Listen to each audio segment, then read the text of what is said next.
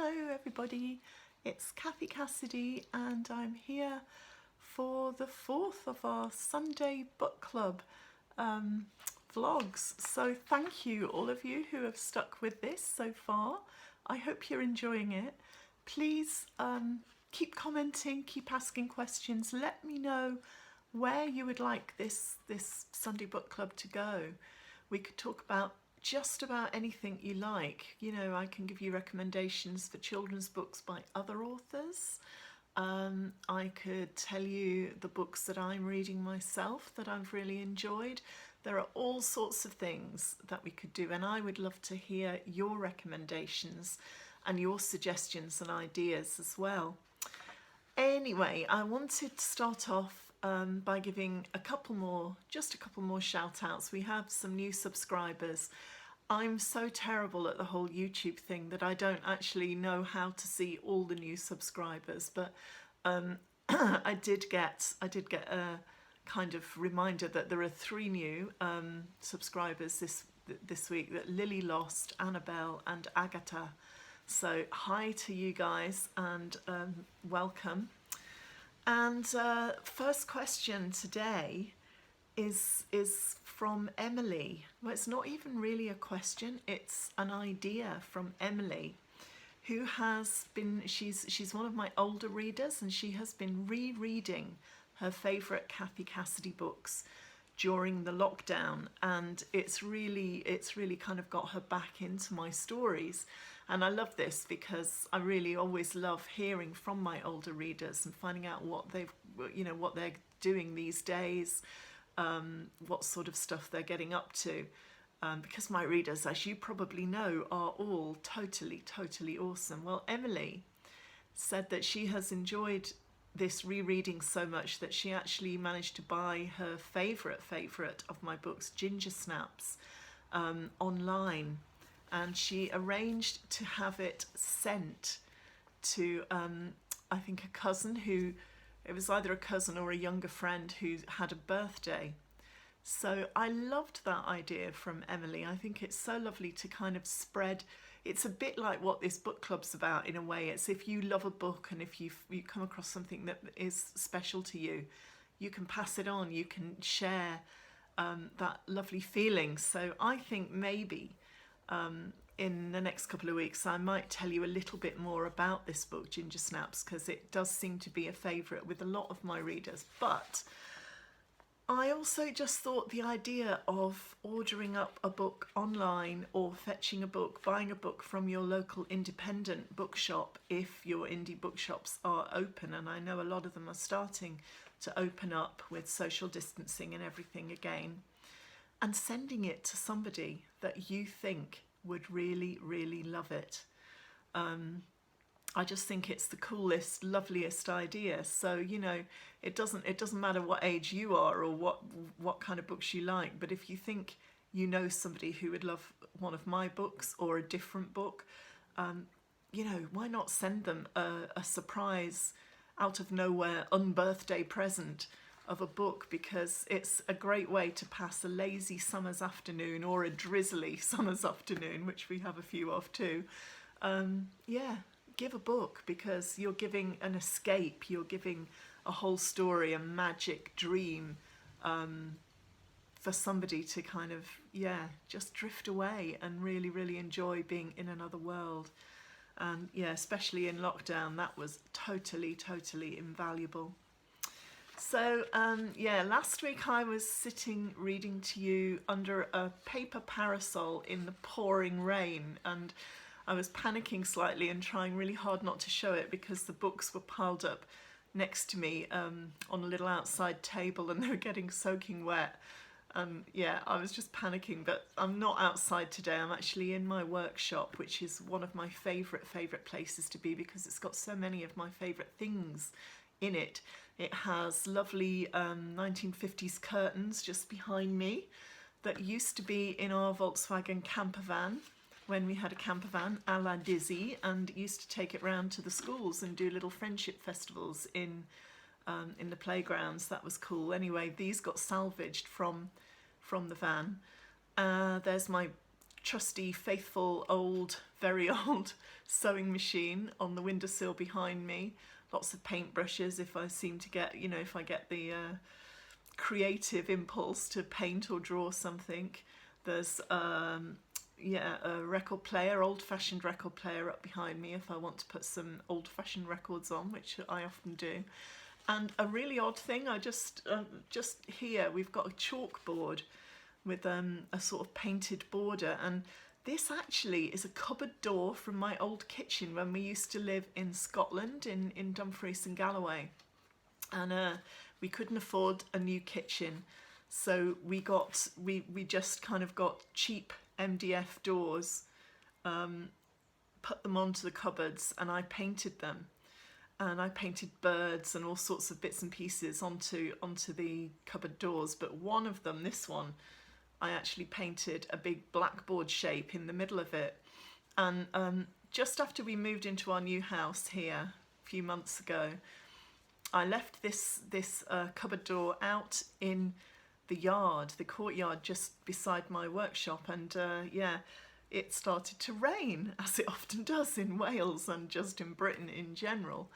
And what a really, really strange thing happened, because the rain washed some of the chalk and just some of I don't know how it happened, but a message from the past kind of appeared. If I can show you, I don't know if you can see there.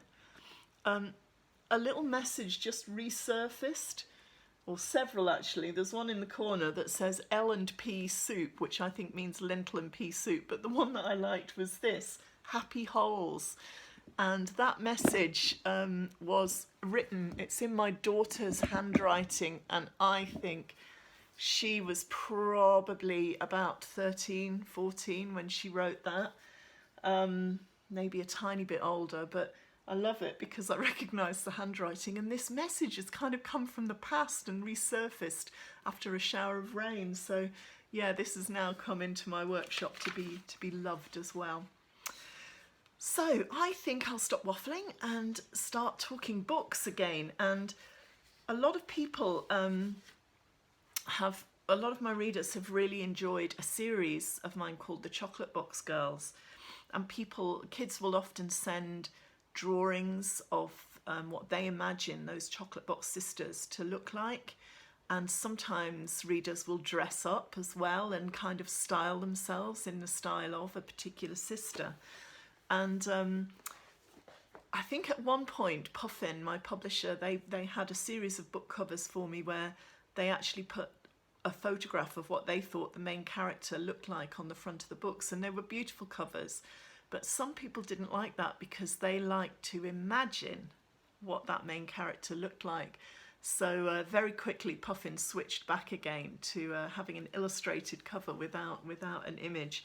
But my books, particularly the Chocolate Box series, are really, really popular in France. And in France, they have comic books of the Chocolate Box Girls series.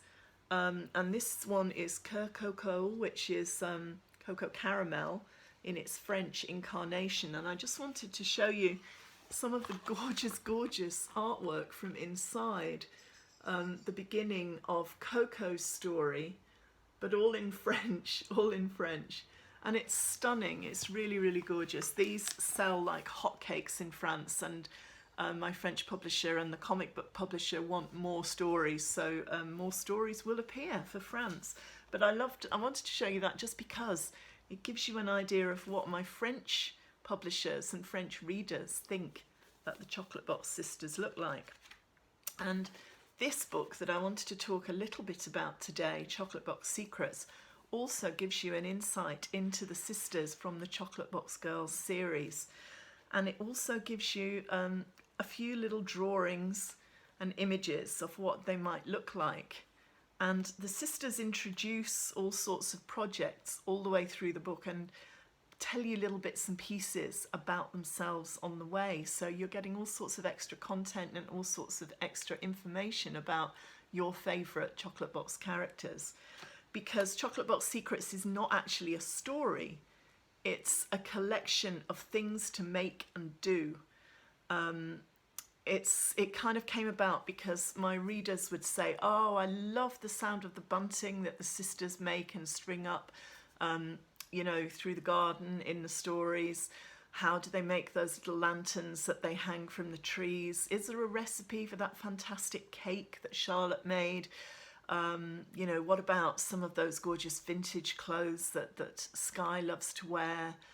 All of the things that really kind of made my readers curious, and they would email or message and say, how do I do that? How do I do that?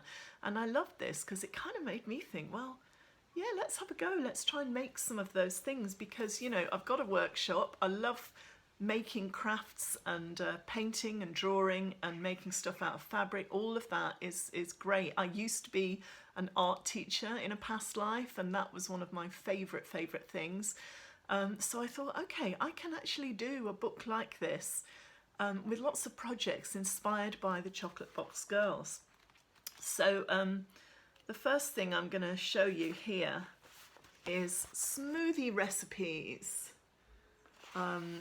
in the summer section of the book, because this book is separated into the 4 seasons. So just looking purely at the summer season, there's a fantastic recipe: 300 grams frozen cherries pitted, 350 ml fat-free plain yogurt, 2 tablespoons clear honey. I had to test out all of these recipes and try and work them out. Actually, nowadays, if I was making this recipe, I would leave the honey out because I don't think it needs to be any sweeter than just using cherries. But every morning at the moment, for the last couple of months, I make myself a smoothie. Usually chuck a banana in to make sure it thickens up, and a bit of frozen fruit, and hopefully soon there'll be some fresh fruit too. It's a really healthy, gorgeous way to have a treat. So there's several kind of smoothie recipes for you. And then another thing that I wanted to show you was the bunting kind of page. It tells you how to make bunting. And this kind of comes in quite nicely because not very long ago, when it was my birthday in June, lovely friend Laurie sent me the most beautiful string of bunting that her sister Nancy had made. And I love it, and it's actually very simply made. There is stitching in it, but a lot of it is just done with pinking shears and kind of putting things together. And I loved that because I'm a big fan of doing things the simple way and the easy way.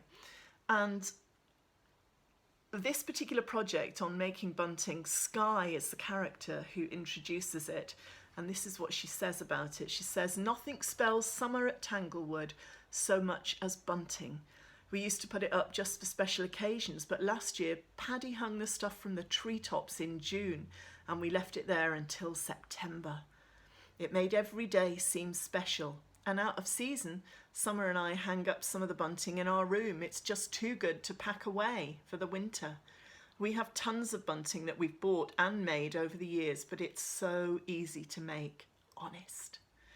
And there is the instructions for making very simple stitched bunting. You don't even need a sewing machine. It's easy enough to do by hand. And the way that I'm showing you how to do it there, you don't even get to waste any fabric. So it's really economical, a great way to use up scraps and bits and pieces, old clothes that nobody wants anymore.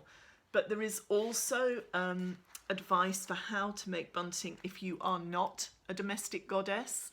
You can actually do no-sew bunting as well. And there's a picture in the corner of Skye stitching some bunting. Skye with her lovely vintage style and her lovely summery sun hat, stitching some bunting. And actually, although I adore the illustrations in the French comic books, these are the pictures that I love the most because they're very British, they're very cool. This is how I imagine Skye. And the artist who's created those fabulous drawings is Erin Keane, and I think we'll do a book club episode about Erin before too long. So the very last project I wanted to point out to you is another really, really easy fabric textile project. It's a fashion project actually, and this time it's one that Honey introduces. And I kind of, I was inspired to tell you about this because I had a message from a reader called Seren, who loves Sky and her vintage style. And Seren would like to know how you get a really cool vintage look in the summer.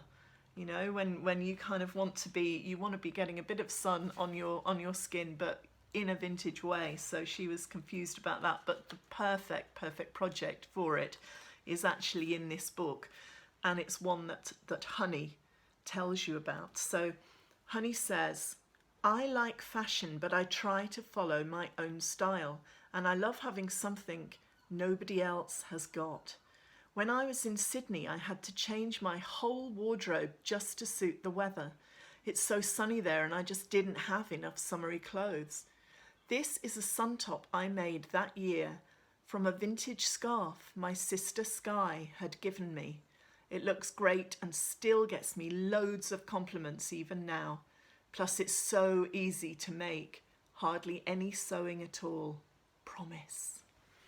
And this is the headscarf top, which has a really, really cool back, as you can see, and this will be Honey modeling. And how you do this, you need a really nice scarf. It could be a vintage one, but you know, a nice square scarf.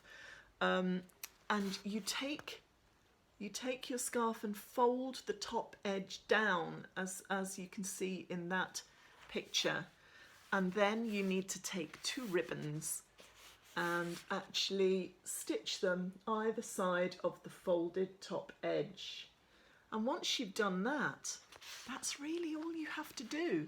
The next thing, you tie those ribbons behind your neck, and you tie either side of these pointy bits of the square. You've got it round so it's a diamond shape. You tie those behind your back in a little knot, and you've got the most gorgeous, original, vintage style sun top, which I think is really beautiful. So that's almost all for today. I'm just looking, because the section where Honey's telling you about the sun top, you don't actually get to see what Honey looks like in this book. Let me see if I can find a picture of her. Here's a picture of Coco making a recipe. Very cool, Coco. Can't find anything. Well, this would be how I imagine Honey would look, but obviously these are photos. If I can find one of the sketches. Aha, there's Honey. So you can see she's very cool. She's a little bit rebellious, but always in the middle of whatever drama is going on, and a very, very fabulous character. And we've got a page there with little images of all of the sisters as imagined by lovely Erin. So that, I think, is almost all for today. I know there was something else I wanted to tell you and I can't remember at all, which is dreadful, but anyway, I'm going to stop. I might come back to Chocolate Box Secrets and tell you a little bit more about it another time, but again, you know, you can buy this online from any good online bookstore. You could also, you know, go to your local independent bookshop, and if it's not on the shelf, you can always ask them to order it in for you, and all booksellers will do that. You just need to give them the title, which is The Chocolate Box Secrets, and the name of the author, which is me, and they can order just about anything, whether you see it on the shelves or not. So that's the way to get your hands on that if you think it would help to keep you and those you love busy all the way through the summer holidays. So yeah, it's there's so many things. There's recipes, there's fashion, there's crafts, there's even cool things to do and ideas for veggie barbecues, picnics, the lot. So it's the perfect summer, and that's only 1/4 of the book, because there's a whole section on autumn, another on winter, another one on spring. So my favourite book in so many ways to write, because I got to play around and make all of the projects, test them all out. So, and yeah, you probably thinking, well, you know, I can't really see her in a headscarf, sun top, but it is actually one of the first things I ever made. When I was probably about 13 or 14, I saw a very similar project in my Jackie magazine, and I didn't have an old scarf, I didn't have anything, and I remember going and buying in town an offcut of thin denim for 50p, and that was what I got for pocket money. On a good week I would get 50p, so I bought this little offcut that was just about enough to go over the front of me, and I was a skinny little thing in those days, long ago, and I kind of did the same thing. I just hemmed it, and it had ribbons around your neck and ribbons to go around the back of your waist. So the vintage scarf idea kind of is a bit inspired by that. You don't have to be brilliant at sewing, you just have to know how to thread a needle and try to keep your stitches quite neat and go over things a couple of times just so that it's strong enough. But I think once you get going, you will get really creative and cool stuff going on, and yeah, you won't need a book to guide you anymore, but it's a great jumping off point. So thank you again, everybody, for joining me for the Sunday Book Club. I think we'll come up with something different next week. I'm not quite sure what. I might find something else, maybe another little story to read you, or maybe a chapter from one of my books that we haven't talked about yet. But please keep your questions coming, and keep smiling, and tell me what you're up to. Tell me what you're doing. Tell me what you want this book club to be. And yeah, it's fun. I'm really enjoying it, and I hope you are too. So I will see you next Sunday. Take care. Bye bye.